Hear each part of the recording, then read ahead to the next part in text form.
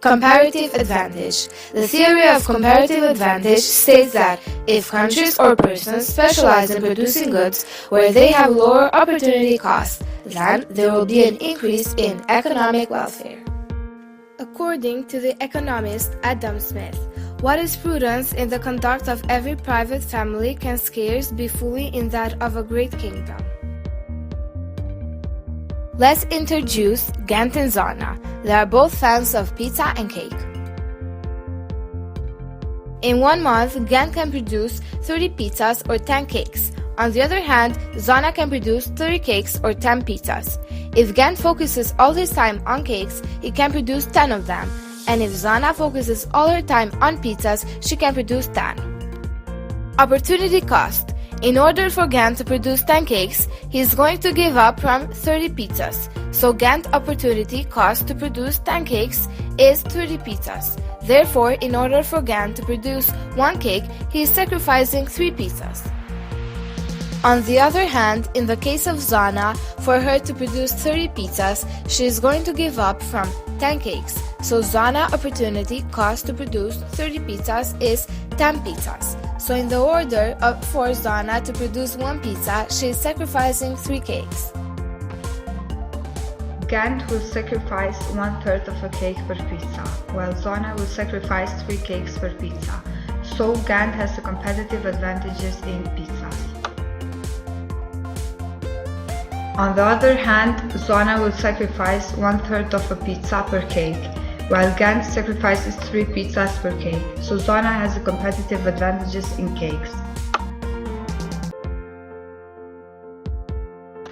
Gains from trade. If they produce only the product with the cheapest opportunity cost, then they can trade with each other, let's say at a price of 1 pizza equal 1 cake, and they will both be able to buy the product they want cheaper than they can produce. Gant, in order to produce 1 cake, he sacrifices 3 pizzas, but now he will trade it for only 1 pizza.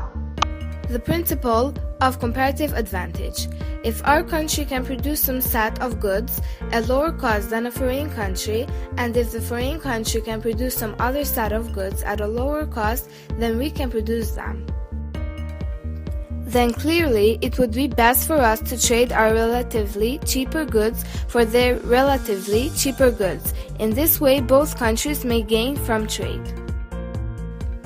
Difference between absolute advantages and comparative advantages. Absolute advantages. David Ricardo says, if everyone simply does what they're best at and trades, it's possible that some countries aren't best at anything. Absolute advantages. The capability to produce more of a given product using less of a given resource than a competing entity. Even if one country has an absolute advantage in producing all goods, different countries could still have different comparative advantages. Resources tend to be different in different countries. One country is rich in producing potatoes, while the other is rich in producing pineapple. And when resources are different, it tends to create absolute advantages.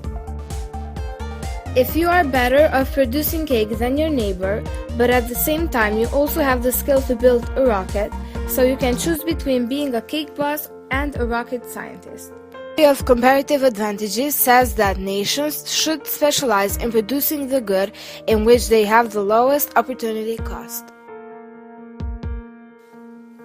Everyone has a comparative advantage in something, but may not have an absolute advantage.